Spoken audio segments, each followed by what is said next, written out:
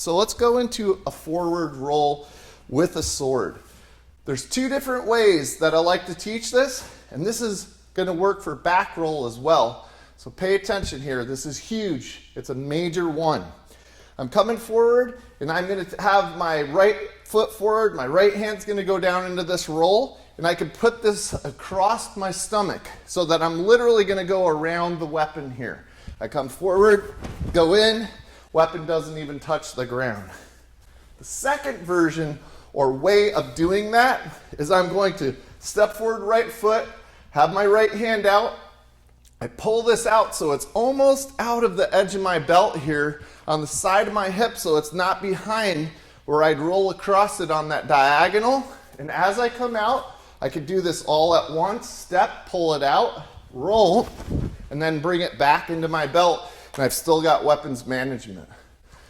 The third way, kind of like the easiest way, is to just pull it totally out, go into your roll, and then put it back into your belt.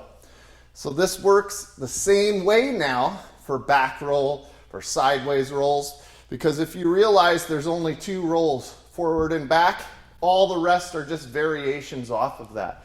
So let's do the backwards version of that now. I come down, I pull it out of the belt, come through, do the roll, and pull it back in. So I'm doing this simultaneous thing where I'm doing weapons management with in and out as I'm going through with the roll.